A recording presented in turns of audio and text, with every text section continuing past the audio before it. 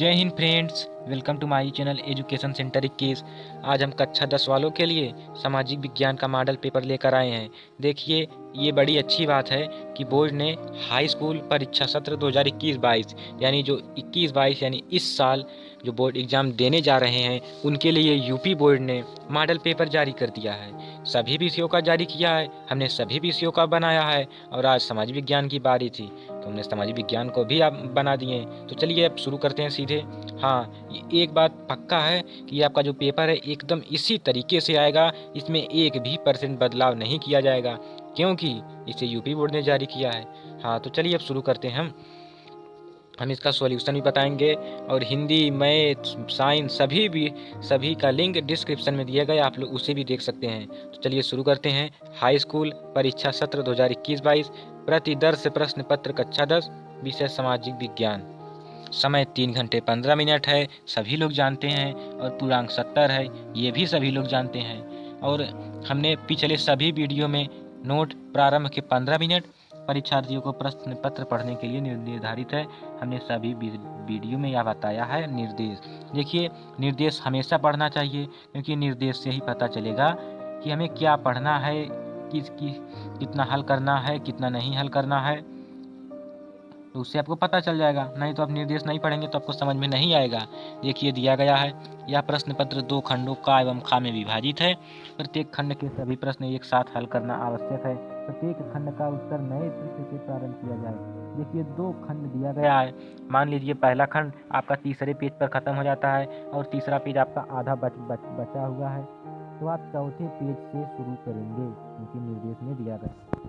फिर दूसरा, प्रत्येक प्रश्न के लिए निर्धारित अंक उसके समूह अंकित हैं। जो भी प्रश्न है उसके सामने वो कितने नंबर का दिया गया है। प्रश्न पत्र में 4 प्रकार के प्रश्न: बहुविकल्पी, अति लघु उत्तरी प्रश्न, लघु उत्तरी प्रश्न, विस्तृत उत्तरी प्रश्न, जिसके संबंध में निर्देश उनके आरंभ में दिए गए। तो चलिए अब इसके नीचे एक चौथा है और आखिरी भी है, वैसे हम इसे आखिरी मानेंगे।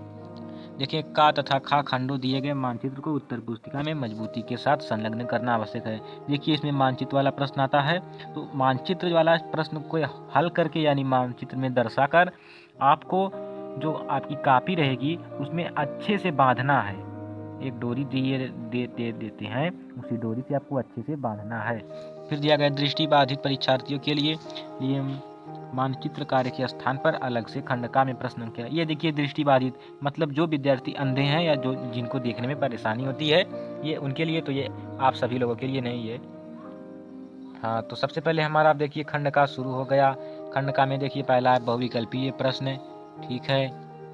खंडका में क्या है? पहला बहुविकल्पी प्रश्न। निर्देश: निम्नलिखित प्रत्येक प्रश्न के लिए दिए गए 4 विकल्पों में से सही उत्तर चुनकर अपनी उत्तर पुस्तिका में लिखिए। पहला है बेल्जियम मॉडल की मुख्य विशेषता क्या है? तो देखिए बेल्जियम मॉडल की मुख्य विशेषता यह है कि सत्ता में सभी धर्मों के लोगों की साझेदारी। सत्ता में किसी एक धर्म की साझेदारी नहीं बल्कि सभी धर्म के लोगों की साझेदारी है। अब इसके बाद हमारा नेक्स्ट है यानी दूसरा वाला प्रश्न क्या कहता है? दूसरा वाला प्रश्न कहता है कि महात्मा गांधी ने किस घटना के कारण असहयोग आंदोलन स्थगित कर दिया था? तो महात्मा गांधी ने चौरी चौरा कांड से दुखी होकर असहयोग आंदोलन स्थगित किया था। इसका आपका आंसर घ वाला है। क्यों किया था? चौरी चौरा कांड से दुखी होकर। अब तीसरा प्रश्न है 1861 में संयुक्त इटली का शासक कौन बना? तो 1861 में विक्टर इमैनुएल ही इसके शासक बने थे। कौन बना था? ये आपका का वाला सही है, विक्टर इमैनुएल ही शासक बने थे। हाँ, तो 3 हो गया यानी 3 नंबर पक्का, ठीक है। चौथा है कि हिंद स्वराज नामक पुस्तक की रचना किसने की थी? हिंद स्वराज नामक पुस्तक की रचना गांधी बाबा ने किया था, महात्मा गांधी जी ने किया था। किसने किया था? महात्मा गांधी ने। अब 5वां है जर्मनी का एकीकरण किस युद्ध के बाद पूरा हुआ? तो जर्मनी का एकीकरण फ्रांस प्रसा युद्ध द्वारा पूरा हुआ। फिर इसके बाद है भाषाओं को भारतीय संविधान की किस अनुसूची में रखा गया है? तो भाषाओं को भारतीय संविधान की ये 7वीं अनुसूची में रखा गया। किसमें? 7वीं में। फिर हमारा एक अति लघु उत्तरी प्रश्न है, ये कितने नंबर का है? अब देखिए इसमें ये 2-2 नंबर का आता है। एक है गांधी जी द्वारा चलाए गए सत्याग्रह आंदोलनों का उल्लेख कीजिए। 2 सत्याग्रह आंदोलन, तो एक है, हाँ, एक हमारा क्या आता है, चंपारण सत्याग्रह, और दूसरा लिख लीजिए खेड़ा सत्याग्रह। बस यही है 2 सत्याग्रह। फिर लोकतांत्रिक शासन, लोकतांत्रिक शासन क्यों लोकप्रिय माना जाता है? 2 कारण लिखिए। इसका 2 कारण क्या है? देखिए, इसका 2 कारण यह है कि लोकतांत्रिक शासन में सबसे पहली बात है कि इसमें जनता का शासन होता है, इसलिए यह लोकप्रिय है। दूसरा है कि कोई भी चुनाव लड़ सकता है और सरकार बना सकता है, तो इसलिए लोकतांत्रिक शासन बहुत लोकप्रिय। यही 2 कारण है। फिर दिया गया है भारत की उत्तरी पूर्वी सीमा पर स्थित 2 लोकतांत्रिक देशों के नाम लिखिए, जो उत्तर हो और पूर्व हो। तो उत्तर पूर्वी है, एक नेपाल है और एक चीन है। ठीक है, तो चलिए, हाँ, अब लघु उत्तरी देखते हैं। लघु उत्तरी में हमारा 10वां है कि मारियान और जर्मेनिया कौन थे, उनको चित्रित करने का क्या उद्देश्य था। तो मारियान और जर्मेनिया जो है, जर्मेनिया जर्मनी की और मारियान कहाँ की, इटली की एक महिला रूपक थी। उनको चित्रित करने का उद्देश्य यह था कि उनके देश में राष्ट्रवाद को बढ़ाना था, ताकि लोग प्रेरित हों और अपने देश के प्रति एक देशभक्ति का भाव जगाएं और देश को स्वतंत्र कराएं। या तो अथवा रॉलेट एक्ट किया था। गांधी जी ने इस एक्ट का विरोध किस प्रकार किया? तो रॉलेट एक्ट एक काला कानून था। गांधी जी ने इसका विरोध असहयोग आंदोलन शुरू करके किया। आप इन दोनों में से कोई एक कर सकते हैं।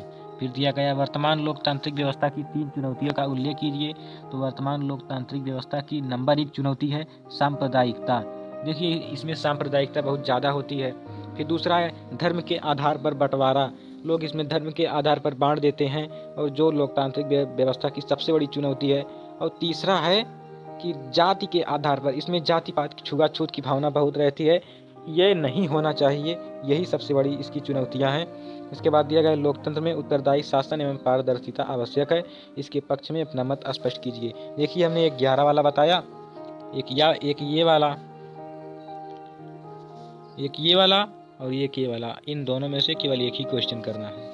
अब आता है दीर्घ उत्तरीय प्रश्न। दीर्घ उत्तरीय प्रश्न अंतर्राष्ट्रीय आर्थिक विनिमयों में 3 तरह की गतियों या प्रवाहों की उल्लेख कीजिए। अपने उत्तर की पुष्टि हेतु उपयुक्त उदाहरण भी दें। या तो इसके बाद प्रथम विश्व युद्ध के बाद आई आर्थिक महामंदी का क्या कारण था? किन्हीं 2 प्रभावों का उल्लेख कीजिए। प्रथम विश्व युद्ध के बाद आर्थिक महामंदी का नंबर 1 कारण ये है कि इससे जब प्रथम विश्व युद्ध हुआ तो जनसंख्या घट गई। जब जनसंख्या घट गई तो उत्पादन जो है खराब, बहुत ज़्यादा बचने लगा, तो इससे महामंदी हो गई। बाजार में वस्तुओं की कीमत ही एकदम गिर गई थी। तो यही इसका मुख्य कारण है, जिसकी वजह से महामंदी एकदम पसर गई। अब यही हाल भारत में हुआ। जब भारत में महामंदी चरम पर थी तो गांधी जी ने एक आंदोलन शुरू किया जिसका नाम था सविनय अवज्ञा आंदोलन। अब चलिए, हमारा नेक्स्ट क्वेश्चन है 13 नंबर और आखिरी नंबर। तो क्या कहता है कि सत्ता की साझेदारी का क्या अर्थ है?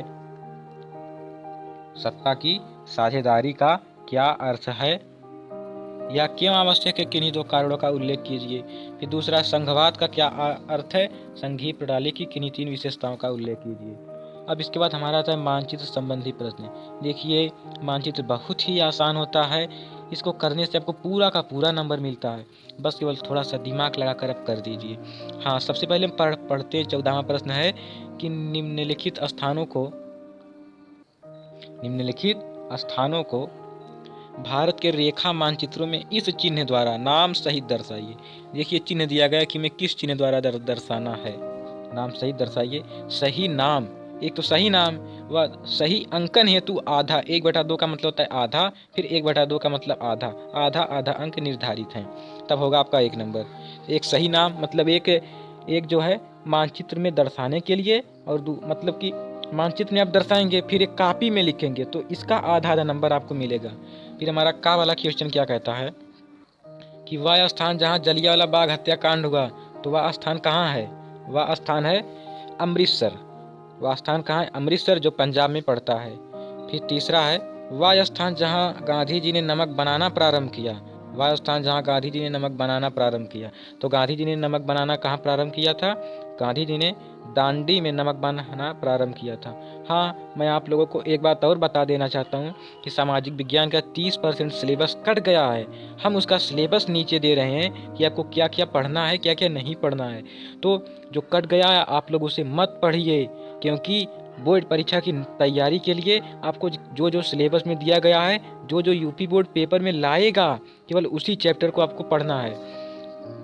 फिर हमारा गा वाला है। गा वाला क्या कहता है कि वह स्थान जहाँ नील की खेती करने वाले किसानों ने आंदोलन किया। तो यह है चंपारण, जो बिहार में पड़ता है। फिर घा वाला है वह स्थान जहाँ सूती मिल श्रमिकों ने सत्याग्रह किया। सूती मिल श्रमिकों ने अहमदाबाद में सत्याग्रह किया था। वह स्थान जहाँ दिसंबर 1920 में भारतीय राष्ट्रीय कांग्रेस का अधिवेशन हुआ।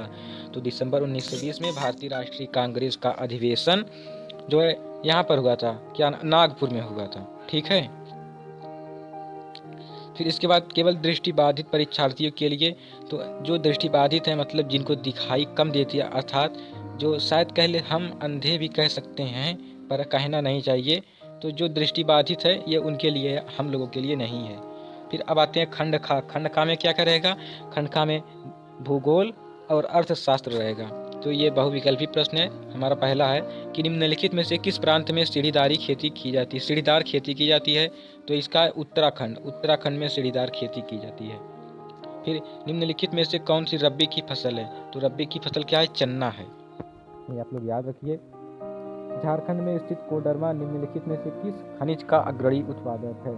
तो झारखंड में स्थित कोडरमा निम्नलिखित में से अभ्रक खनिज का अग्रणी उत्पादक है। किसका? अभ्रक का। हमारा आंसर है दूसरे का खवाला। फिर 18वां क्वेश्चन है, निम्न में से किस राज्य में काली मृदा मुख्य रूप से पाई जाती है? तो काली मृदा मुख्य रूप से महाराष्ट्र में पाई जाती है। कहाँ पाई जाती है? महाराष्ट्र में। चलिए फिर आगे देखते हैं 19 वाला क्या कहता है। मानव विकास सूचकांक। मानव विकास सूचकांक जिसे शॉर्ट भाषा में HDI कहते हैं। तो मानव विकास सूचकांक में भारत का स्थान कितना है? तो मानव विकास सूचकांक में भारत का स्थान है 120वां। भारत आय की दृष्टि से कैसा राष्ट्र है? तो भारत आय की दृष्टि से मध्य आय वर्ग वाला देश है। ना ही भारत गरीब है, ना ही भारत अमीर है, भारत मध्य आय वर्ग वाला देश है। हाँ, अब अगला देखते हैं। अति लघु उत्तरीय प्रश्न है। अति लघु उत्तरीय प्रश्न में क्या कहता है? जैव और अजैव संसाधन का कोई दो अंतर लिखिए। तो जैव और अजैव संसाधन का नंबर 1 अंतर ये है कि जिसमें जीवन का अंश पाया जाता है उसे जैव संसाधन कहते हैं, और जिसमें जीवन का अंश नहीं पाया जाता है उसमें उसे अजैव संसाधन कहते हैं। फिर आया है सकल घरेलू उत्पाद क्या है? फिर कहता है प्रच्छन्न बेरोजगारी का कोई अन्य नाम लिखें। तो प्रच्छन्न बेरोजगारी का एक दूसरा नाम है, क्या है? छिपी हुई बेरोजगारी। क्या है? छिपी हुई बेरोजगारी, जो दिखाई नहीं देती है। हाँ, लघु उत्तरीय प्रश्न है। लघु उत्तरीय प्रश्न में क्या कहता है कि आग्नेय तथा कायांतरी चट्टानों में खनिजों का निर्माण किस प्रकार होता है? इसमें ये थोड़ा लंबा क्वेश्चन है तो इसे हम इस समय नहीं बता सकते हैं, पर आगे जरूर बता देंगे। फिर कहा गया है कि किसी एक पेय फसल का नाम लिखिए। किसी एक पेय फसल का नाम लिखिए जिसको उगाने के लिए अनुकूल परिस्थितियों के विवरण लिखिए। तो किसी एक पेय फसल का नाम क्या है? चाय है। यह चाय पहाड़ी इलाकों में उगाई जाती है। इसे बहुत वर्षा की ज़रूरत होती है। तो बस यही सब लिख डालना है। भारतीय अर्थव्यवस्था के विभिन्न क्षेत्रकों के नाम लिखिए और प्रत्येक का संक्षिप्त परिचय दीजिए।